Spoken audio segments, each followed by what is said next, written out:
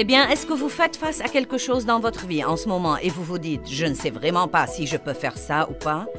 Peut-être qu'il s'agit de pardonner, de vous acquitter de vos dettes, de perdre du poids ou de nettoyer votre maison. Je ne sais pas ce que ça pourrait être.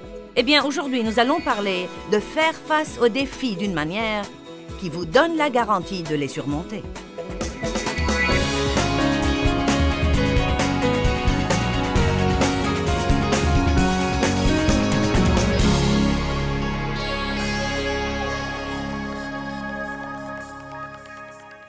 Vous savez, c'est incroyable ce que vous pouvez faire dans la vie si vous êtes assez déterminé. C'est incroyable ce que vous pouvez surmonter si vous êtes assez déterminé.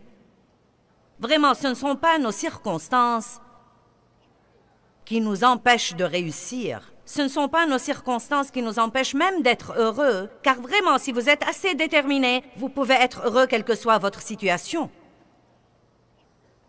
Je réfléchis beaucoup à ça. Pourquoi, à votre avis, deux personnes qui viennent de deux milieux également douloureux, qui ont tous les deux eu des tragédies dans leur vie, pourquoi est-ce que l'un d'entre eux les surmonte et va de l'avant et fait de grandes choses pour Dieu, pendant que l'autre personne ne s'en remet jamais, jamais, jamais et passe le restant de sa vie à s'apitoyer sur son sort et à se plaindre et à pleurer. Pourquoi? Non, mais ce n'est pas de Dieu. Car Dieu applique les principes de l'égalité des chances. Les mêmes règles pour tout le monde. Tout le monde peut mener une vie fructueuse. Tout le monde peut triompher. Tout le monde peut être pardonné. Tout le monde peut surmonter. Nul ne doit laisser son passé affecter son avenir. Car Dieu est toujours le même. Et les promesses de Dieu, dit la Bible, sont pour celui qui veut. Nous avons une volonté. Et ce n'est pas seulement celui qui veut qui aura les promesses, mais celui qui fera ce que Dieu lui demande de faire pour que ces promesses se manifestent dans sa vie. Quelle est cette chose qui est dans notre fort intérieur, que certains parviennent à trouver et à s'en saisir? Eh bien sûr, nous savons que Dieu qui opère en nous est celui qui apporte toute la victoire. Mais nous avons notre libre choix. J'ai lu dernièrement une déclaration que j'ai trouvée vraiment puissante. Je ne sais pas pourquoi elle m'a beaucoup frappée, mais cette déclaration était dans un livre que je lisais. Elle dit simplement « Le seul mérite que nous avons dans la vie est le mérite de nos choix. » Je n'ai pas le mérite d'avoir le don de prêcher, car c'est Dieu qui m'a donné le don de parler et de communiquer. Darlene n'a pas le mérite d'avoir une belle voix ou de comprendre la musique, car c'est Dieu qui les lui a donnés. Nous avons le mérite de choisir d'utiliser nos dons pour servir Dieu, mais nous n'avons pas le mérite d'avoir ces dons. Si vous avez un haut quotient intellectuel, vous n'avez aucun mérite, car c'est Dieu qui vous l'a donné.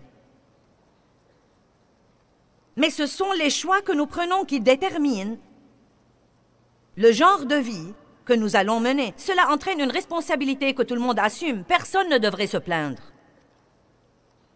Tout le monde doit dire « Eh bien, je suppose qu'il y a vraiment une partie là qui dépend de moi. » La détermination.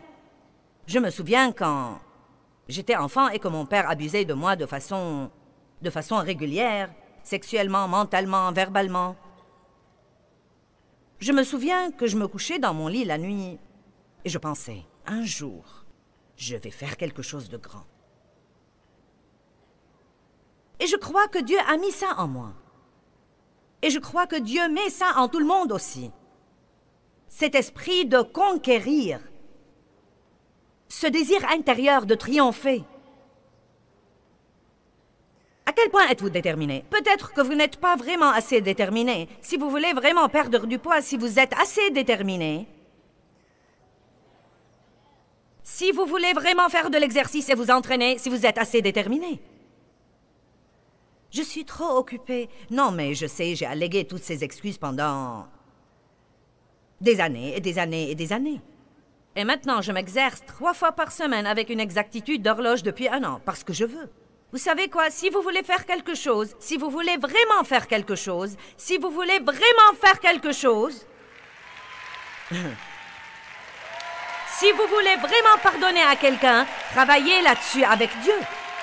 Si vous voulez vraiment être heureux, si vous voulez vraiment avoir la paix, c'est pourquoi nous devons arrêter de dire « Eh bien, si seulement... si seulement... » Nous n'avons pas besoin de souhaits, nous avons besoin de volonté. Et nous devons être déterminés. Nous devons être déterminés à ne pas permettre au diable de gouverner nos vies. Nous devons être déterminés à ne pas vivre dans l'amertume, le ressentiment et le non-pardon. Nous devons être déterminés à ne pas laisser le mauvais choix de quelqu'un d'autre gouverner notre niveau de joie. Mais ne jugez pas d'après vos sentiments. Oh, mais je sens... Philippiens 3:10, Paul dit « Car mon but déterminé est de le connaître et la puissance de sa résurrection. » Êtes-vous déterminé à connaître le Christ? Vous savez, c'est plus profond que d'entendre parler de lui. Non, mais vous pouvez entendre parler de lui en écoutant les prédicateurs, mais si vous voulez vraiment le connaître... Il va donc falloir bien étudier et il va falloir communiquer tout le temps avec Dieu et il va falloir arrêter de fuir toutes les difficultés que vous rencontrez et il va falloir traverser des trucs. Ou peut-être vous n'aurez personne à votre heure de minuit à part vous et Jésus et c'est dans ces moments-là que vous faites sa connaissance. Paul dit « Je suis déterminé à le connaître ». Nous devons être déterminés à résister au diable. Donc une des choses que nous ne devons jamais dire c'est « pas moyen ». Je hais cette phrase. Il n'y a vraiment pas moyen. Il n'y a pas moyen que je m'acquitte de mes dettes. Il n'y a pas moyen que ce mariage marche. Vous regardez un membre de votre famille ou un ami ou un bien-aimé, eh bien, il n'y a pas moyen que tu changes. Bien, vous vous regardez vous-même et vous vous dites, eh bien, il n'y a pas moyen que je change. Il n'y a pas moyen que je récupère ma ligne et ma santé et que je sois en bonne forme. Je crois qu'il n'y a pas moyen que je me sente bien. Eh bien, je crois qu'il n'y a pas moyen d'avoir la paix dans ce foyer.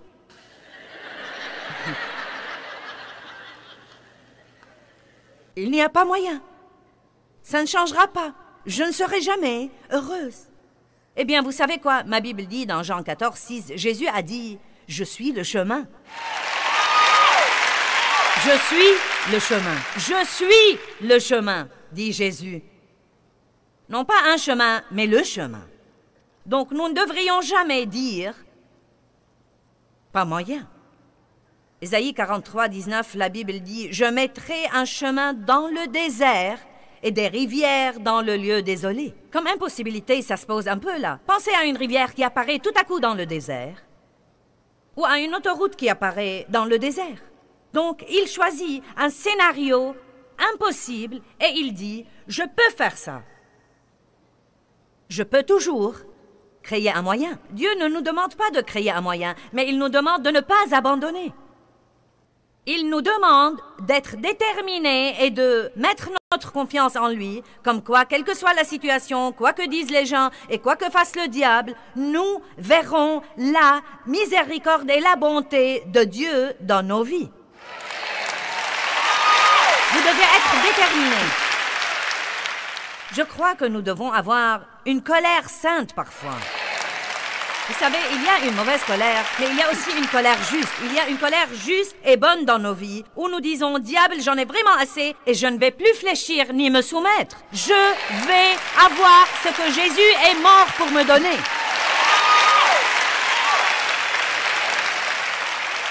Vous savez, il y a plusieurs années, j'ai décidé que je vais avoir la paix. Car je voyais mon mari jouir de sa vie et jouir de la paix, alors que j'étais tout le temps surmenée et sur le point de craquer. Et je me suis dit, excusez-moi, nous avons tous les deux les mêmes problèmes. Je l'observais jouir de la vie pendant que j'étais malheureuse tout le temps. Et évidemment, la solution venait finalement et tout s'arrangeait. Et quand j'avais la solution, j'étais heureuse et j'avais la paix. Mais il avait toujours cette joie et cette paix. Et après l'avoir observé pendant 20 ans, je me suis dit, minute! Peut-être que j'en fais pas ça comme il faut. Mais vous savez quoi? Je n'ai pas décidé d'avoir la paix et elle est tombée sur moi le lendemain. Vous savez ce que j'ai dû faire? J'ai dû commencer par la vérité du problème, je n'ai pas la paix. Et puis j'ai dû travailler dur pour trouver la paix en me demandant pourquoi je n'avais pas la paix. Et vous savez, mes circonstances n'avaient rien à voir là-dedans, car Dave avait les mêmes problèmes que moi. C'était ma façon d'aborder la vie. C'était le processus de mes pensées. C'était que je laissais mes émotions me contrôler. C'était beaucoup de trucs que je disais, car vous pouvez vous vexer avec votre propre bouche.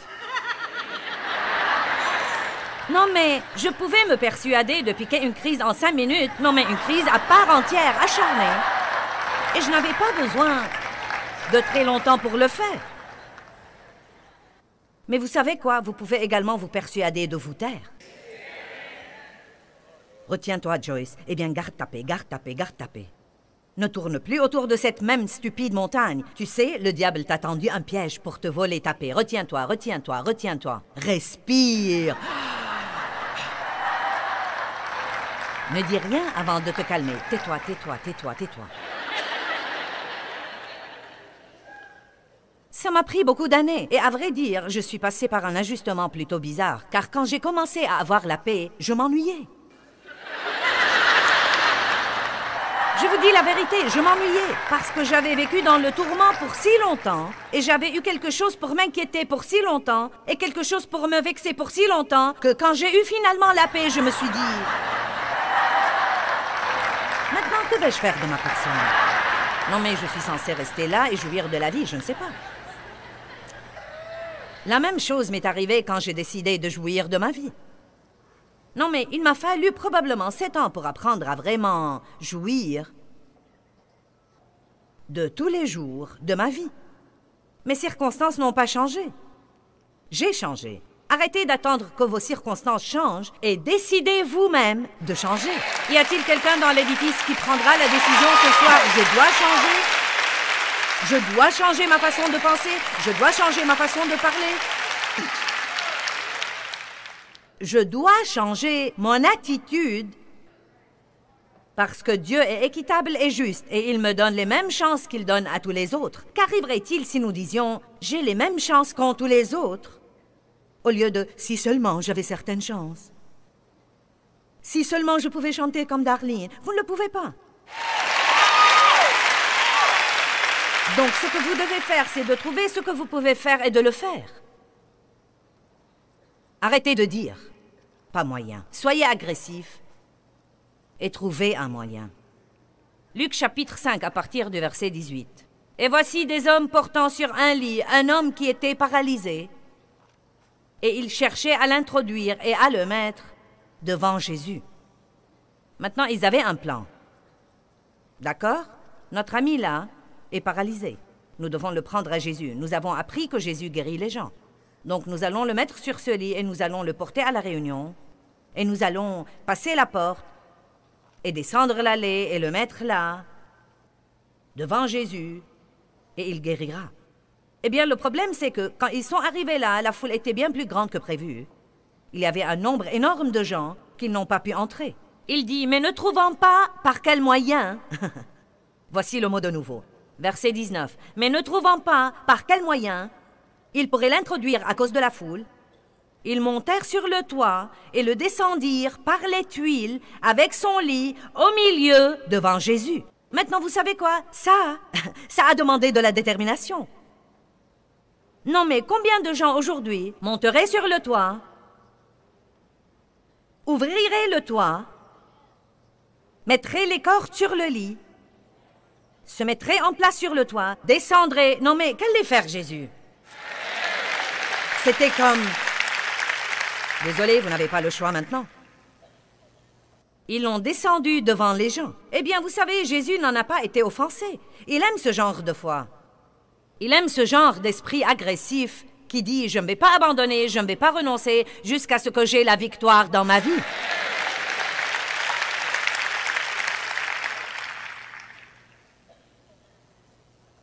Verset 20. Et quand il a vu leur confiance en lui, née de leur foi, il a dit « Homme, tes péchés te sont pardonnés ».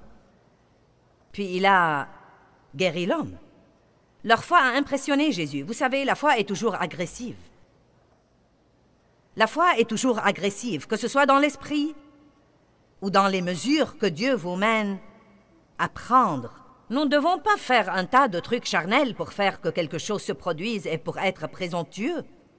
Mais nous devons vraiment être prêts à écouter Dieu, et quand Dieu nous dit « agissez », nous devons agir.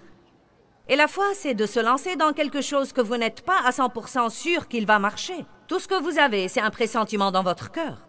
Et donc, vous faites ce petit pas et vous voyez comment les choses marchent. Et si ça va, vous faites alors un autre pas et vous voyez comment ça marche. Et si ça va, vous faites un autre pas et vous voyez comment ça marche. Et c'est comme ça que nous marchons par la foi. Un pas à la fois. Et il en va de même pour tout le monde. Eh bien, comment saurais-je si c'est bien? Allez vous en assurer. Priez là-dessus. Assurez-vous de ce que vous avez dans votre cœur. Ne demandez pas à trop de gens ce qu'ils pensent, car vous vous y perdrez. À quoi bon demander ce que vous devriez faire à quelqu'un qui ne sait même pas ce qu'il devrait faire lui-même? Vous devez écouter Dieu, amen? Je ne dis pas qu'il y a du mal à avoir une confirmation, mais vous savez, nous nous y perdons parfois en voulant que tout le monde apprécie ce que nous sentons que Dieu nous dit de faire. Si vous comptez trop sur les autres, le diable se servira d'eux pour vous empêcher de faire ce que Dieu vous mène à faire. Donc la foi est toujours agressive. Même s'attendre à Dieu est agressif. Que fais-tu? Je m'attends à Dieu. Que fais-tu, frère? Je m'attends à Dieu. Que penses-tu que Dieu vous appelle à faire? Eh bien, j'attends pour le savoir. À quelle église vas-tu? J'attends que Dieu lui-même me mène.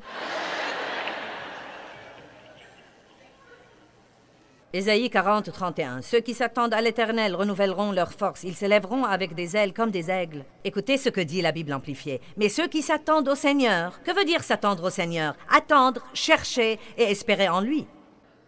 Donc nous devons vivre toujours dans l'attente. C'est ce que veut dire s'attendre à Dieu. Ce n'est pas passif. Que sera, sera. Eh bien, attendons, voyons ce qui arrivera. Je m'attends à Dieu. Non, la foi a une vision. Elle a un rêve. Elle voit quelque chose dans l'esprit. Elle met la parole de Dieu là-dessus. Elle ne se lance pas dans un tas de mesures charnelles, mais elle voit, désire, patiente, attend que Dieu agisse dans sa vie.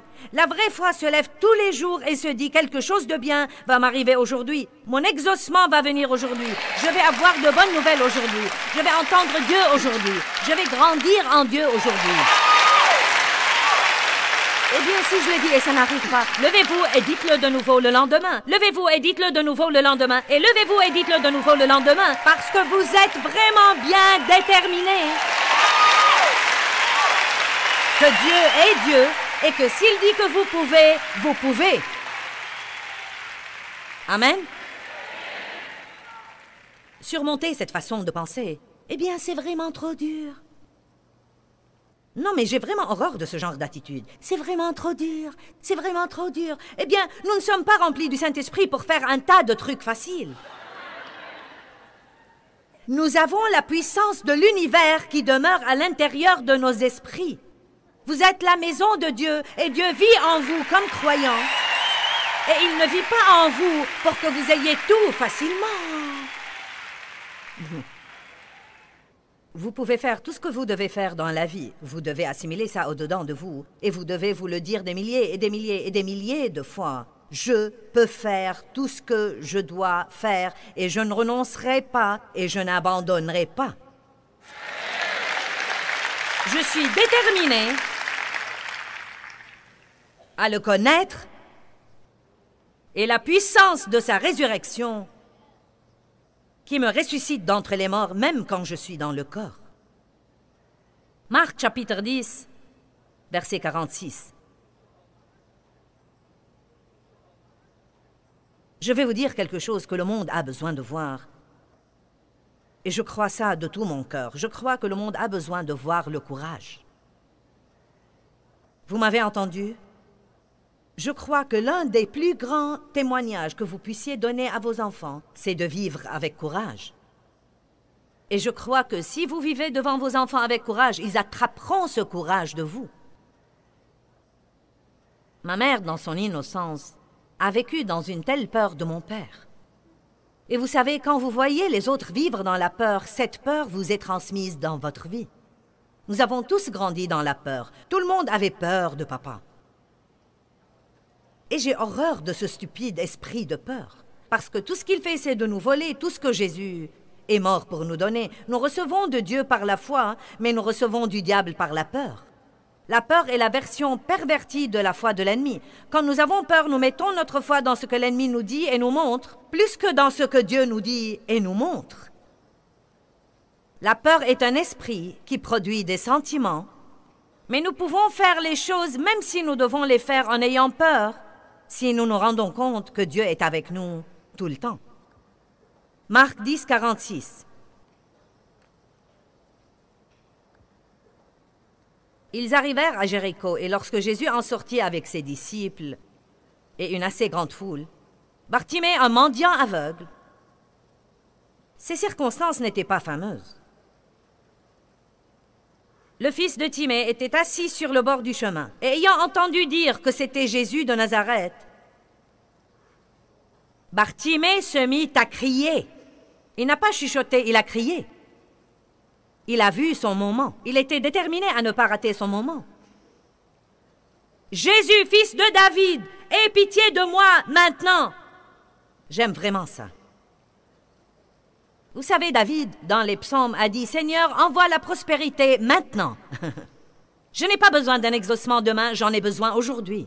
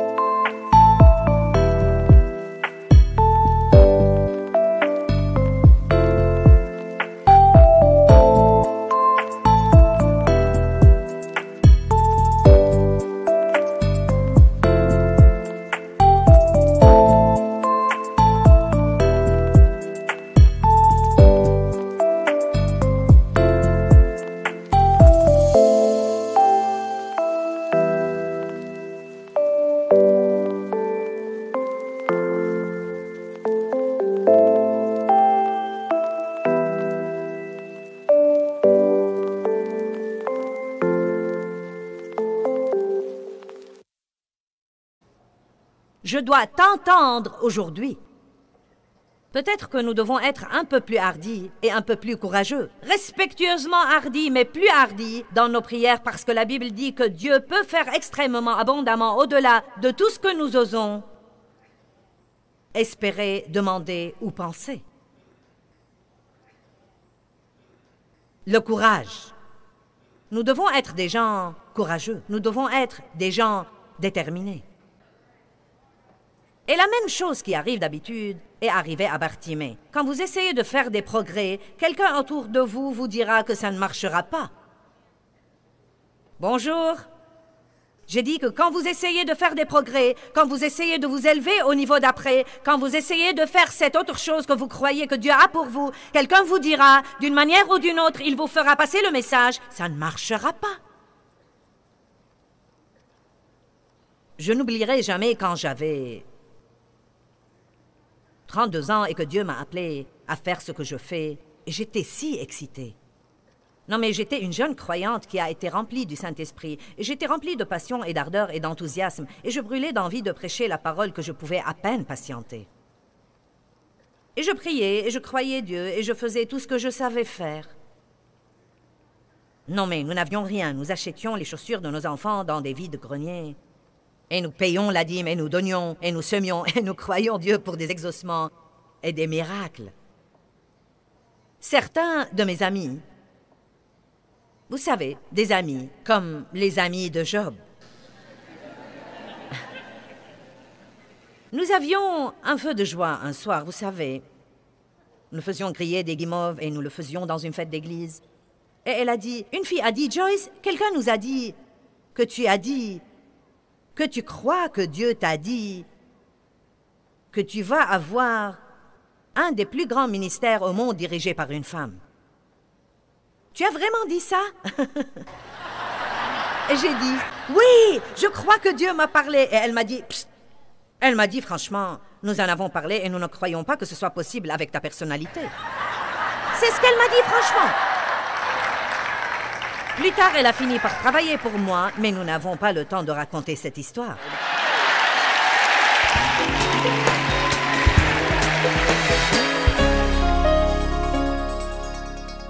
Eh bien, je crois que l'un des plus grands défis de la vie, c'est d'apprendre à mener une vie désintéressée et non pas une vie égocentrique tout le temps.